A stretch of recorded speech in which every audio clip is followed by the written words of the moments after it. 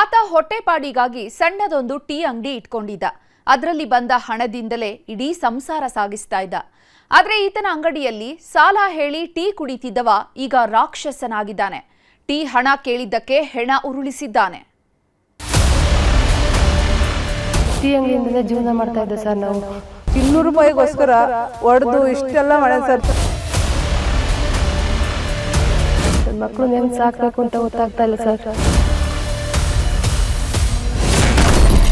200 ರೂಪಾಯಿ ವಿಷಯಕ್ಕೆ ಕೊಂದೇ ಬಿಟ್ಟ ರಣ ರಾಕ್ಷಸ. ಟೀ ಅಂಗಡಿ ಮಾಲೀಕನ ಮೇಲೆ ಸಿಟ್ಟು, ಕೊಂದೇ ಬಿಟ್ಟ ಸೈಕೋ. ಭೂಮಿ ಮೇಲೆ ಎಂತೆಂಥ ರಣ ರಾಕ್ಷಸರಿದ್ದಾರೆ ನೋಡಿ. ಜಸ್ಟ್ 200 ರೂಪಾಯಿಗೆ ಕೊಲೆ ಮಾಡ್ತಾರೆ ಅಂದ್ರೆ ಮನುಷ್ಯನ ಮನಸ್ಥಿತಿ ಎಲ್ಲಿಗೆ ಬಂದಿದೆ ನೋಡಿ.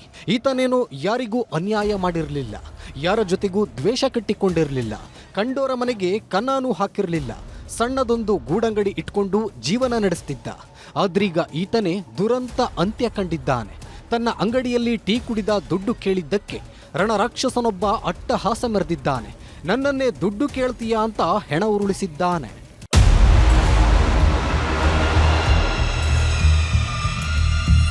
ಈತನೇ ನೋಡಿ ದುರಂತ ಅಂತ್ಯ ಕಂಡ ಅಮಾಯಕ. ಹೆಸರು ಮಂಜುನಾಥ್ ಅಂತ. ಬೆಂಗಳೂರು ಗ್ರಾಮಾಂತರ ಜಿಲ್ಲೆಯ ದೊಡ್ಡಬಳ್ಳಾಪುರದ ದ್ಯಾವಸಂದ್ರ ನಿವಾಸಿ. ಟೋಲ್ ರಸ್ತೆಯಲ್ಲಿ ಸಣ್ಣದಾಗಿ ಒಂದು ಟೀ ಅಂಗಡಿ ಇಟ್ಕೊಂಡು ಜೀವನ ನಡೆಸ್ತಿದ್ದ. ದಿನಕ್ಕೆ 200ರಿಂದ 300 ರೂಪಾಯಿ ವ್ಯಾಪಾರ ಆದ್ರೇನೆ ಹೆಚ್ಚು. ಇದೇ ದುಡ್ಡಲ್ಲಿ ಹೆಂಡತಿ ಮಕ್ಕಳನ್ನ ಸಾಕುತ್ತಾ ನೆಮ್ಮದಿಯ ಬದುಕು ಕಟ್ಕೊಂಡಿದ್ದ. ಈತನ ಅಂಗಡಿಯಲ್ಲಿ ಪಕ್ಕದೂರಿನ ಮುನಿರಾಜ್ ಅನ್ನೋನು ಪ್ರತಿದಿನ ಬೆಳಗ್ಗೆ ಬಂದು ಟೀ ಕುಡಿತಿದ್ದ. ಹಣ ಕೇಳಿದಾಗ್ಲೆಲ್ಲ ಸಾಲ ಬರ್ಕೋ ಅಂತಿದ್ದ. ಎಷ್ಟು ದಿನ ಅಂತ ಸಾಲ ಕೊಡೋದಕ್ಕೆ ಆಗುತ್ತೆ ಹೇಳಿ. ಹೀಗಾಗಿ 5 ದಿನದ ಹಿಂದೆ ಟೀ ದುಡ್ಡು ಕೇಳ್ತಿದ್ದಂತೆ ಮಂಜುನಾಥ್ ಮೇಲೆ ಮುಗಿಬಿದ್ದಿದ್ದ. ಸಾಲ ಕೊಟ್ಟಿದ್ದು 200 ರೂಪಾಯಿ. ಆ ಸಾಲ ಕೇಳಿದ್ದಾರೆ ಬಂದಾಗ. ಕೇಳಿದ್ದಕ್ಕೆ ಹೊಡೆದಿದ್ದಾರೆ ಸರ್. ಆ ವ್ಯಕ್ತಿ ಹೊಡೆದಿರೋದು ಮುನಿರಾಜು ಅಂತ. ಟೀ ಅಂಗಡಿಯಿಂದಲೇ ಜೀವನ ಮಾಡ್ತಾ ಇದ್ದೆ ಸರ್. ನಾವು ನನ್ನ ಮಕ್ಕಳನ್ನ ಹೆಂಗೆ ಸಾಕಬೇಕು ಅಂತ ಗೊತ್ತಾಗ್ತಾ ಇಲ್ಲ ಸರ್.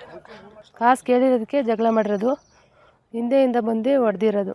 5-6 ಲಕ್ಷ ಖರ್ಚು ಮಾಡಿದ್ವಿ ಬದುಕ್ತಾರೇನೋ ಅಂತ. ದುಡ್ಡು ಇಲ್ಲ, ಅವರು ಇಲ್ಲ ಸರ್. ಜಗಳ ವಿಕೋಪಕ್ಕೆ ಹೋಗ್ತಿದ್ದಂತೆ ಪಕ್ಕದಲ್ಲೇ ಇದ್ದ ದೊಣ್ಣೆಯಿಂದ ಹಲ್ಲೆ ಮಾಡಿದ್ದಾನೆ. ಭೀಕರವಾಗಿ ಗಾಯಗೊಂಡ ಮಂಜುನಾಥ್ ಹಲ್ಲೆ ಕುಸಿದು ಬೀಳ್ತಿದ್ದಂತೆ ಪಾಪಿ ಮುನಿರಾಜ ಅಲ್ಲಿಂದ ಕಾಲ್ಕಿತ್ತಿದ್ದ. ಗಂಭೀರವಾಗಿ ಗಾಯಗೊಂಡಿದ್ದ ಮಂಜುನಾಥ್ನನ್ನ 3-4 ಆಸ್ಪತ್ರೆಗೆ ತೋರಿಸಿದ್ರೂ ಪ್ರಯೋಜನವಾಗಿರಲಿಲ್ಲ. ಕೊನೆಗೆ ಬೆಂಗಳೂರಿಗೆ ಕರ್ಕೊಂಡು ಬಂದು ಲಕ್ಷಾಂತರ ರೂಪಾಯಿ ಖರ್ಚು ಮಾಡಿದ್ರು. ಆದ್ರೂ ಮಂಜುನಾಥ್ನನ್ನ ಉಳಿಸಿಕೊಳ್ಳೋದಕ್ಕಾಗಿಲ್ಲ. ಅವ್ರು ತುಂಬ ಅಮಾಯಕರಿದ್ರು ಸರ್. ಅಂತ ಜಗಳಕ್ಕೆ ಹೋಗೋಂಥವ್ರೆ ಎಲ್ಲ ಅವರು. ಇವ್ರ ಗಂಡು ಮಕ್ಳಿಗೆಲ್ಲ ಅವರೇ ಜಾಸ್ತಿ ಅಮಾಯಕರು ಅಂತ ಇದ್ದಿದ್ದು. ಅವ್ರ ಟೀ ಅಂಗಡಿಯಿಂದನೇ ಅವ್ರ ಜೀವನ ನಡೀತಾ ಇತ್ತು. ಅವ್ರು ಅಷ್ಟು ಅಮಾಯಕಿದ್ರು. ಆದರೂ ಅವರು 200 ರೂಪಾಯಿಗೋಸ್ಕರ ಹೊಡೆದು ಇಷ್ಟೆಲ್ಲ ಮಾಡಿದೆ ಸರ್. ತುಂಬ ಸಾಲ ಆಗಿದೆ. ಆ ಮಕ್ಕಳಿಗೆ ಸಾಲ ತೀರಿಸೋರು ಯಾರೂ ಇಲ್ಲ ಸರ್. ಜೀವನ ಪರ್ಯಂತ ಅವ್ರ ಮಕ್ಕಳಿಗೆ ಆಧಾರ ಏನೂ ಇಲ್ಲ ಸರ್. ಅವ್ರಿವಾಗ ನಾವು ಏನಾನು ಎಲ್ಲ ಕೈ ಬಿಟ್ರು ಅವ್ರು ವಿಷ ಕುಡಿದು ಸಾಯೋ ಪರಿಸ್ಥಿತಿಲಿ ಇದ್ದಾರೆ ಸರ್. ಅವ್ರಿಗೆ ಆಧಾರ ಅಂತ ಏನೂ ಇಲ್ಲ. 200 ರೂಪಾಯಿ ಸಾಲ ಇತ್ತು. ಅವ್ರು ಕೇಳಿದ್ದಾರೆ, ಮತ್ತೆ ಇದು ವ್ಯಾಪಾರ ಮಾಡೋಕ್ಕೆ ಬಂದಿದ್ದಾರೆ. ಇಂದು ಬ್ಯಾಲೆನ್ಸ್ ಇರೋದ್ರಿಂದ ಈ ಬ್ಯಾಲೆನ್ಸು ಕ್ಲಿಯರ್ ಮಾಡು, ನೆಕ್ಸ್ಟ್ ನಾನು ಕೊಡ್ತೀನಿ ಅಂತ ಹೇಳಿದ್ದಾರೆ. ನಿನಗೆ ಕೊಡಬೇಕು, ಇದು ಅಂಗಡಿ ಸುಟ್ಟಾಕ್ಬಿಡ್ತೀನಿ ಅಂತ ಎದುರಿಸಿದೆ ಇದು ಮಾಡಿದ್ದಾರೆ. ಸೌದೆ ಲಾಟ್ ಹಾಕಿದ್ರು, ಅದರಿಂದ ಒಂದು ಎತ್ಕೊಂಡು ಇಮ್ಮಿಡಿಯೇಟ್ಲಿ ಹೊಡೆದ್ಬಿಟ್ಟಿದ್ದಾನೆ ಸರ್. 3-4 ಏಟು ತಲೆಗೆ ಇಟ್ಟು ಬಿದ್ದಿರೋದ್ರಿಂದ ಅವರು ಅನ್ಕಾನ್ಸರ್ ಸರ್. ಕಿಲ್ಲರ್ ಮುನಿರಾಜನ ಹಿಸ್ಟ್ರಿಯೇ ಘೋರವಾಗಿದೆ. 2-3 ಕೇಸ್ನಲ್ಲಿ ಪೊಲೀಸ್ ಠಾಣೆಯ ಮೆಟ್ಟಿಲೇರಿ ಬಂದಿದ್ದಾನೆ. 2010ರಲ್ಲಿ ಹೆತ್ತ ತಾಯಿಯೇ ಹಣ ಕೊಡಲಿಲ್ಲ ಅಂತ ಕುತ್ತಿಗೆಗೆ ಚಾಕು ಚುಚ್ಚಿದ್ದ. ಈ ಕೇಸ್ನಿಂದ ಹೊರಬಂದವ ಊರಲ್ಲೆಲ್ಲ ಸೈಕೋ ರೀತಿ ಆಡ್ತಿದ್ದ. ಹೀಗಾಗಿ ಯಾರೂ ಈತನ ಸಹವಾಸಕ್ಕೆ ಹೋಗಿರಲಿಲ್ಲ. ಆದ್ರೀಗ ಟೀ ಕುಡಿದ ಹಣ ಕೇಳಿದ್ದಕ್ಕೆ ರಕ್ತದ ಕೋಡಿ ಹರಿಸಿದ್ದಾನೆ. ಒಟ್ನಲ್ಲಿ ತಾನಾಯ್ತು ತನ್ನ ಪಾಡಾಯ್ತು ಅಂತಿದ್ದವನಿಗೆ ಇಂತಹ ಸಾವು ಬಂದಿದ್ದು ಮಾತ್ರ ದುರಂತ. ಮನು ಹಾದ್ರಿಪುರ, ನ್ಯೂಸ್ 18 ಬೆಂಗಳೂರು ಗ್ರಾಮಾಂತರ.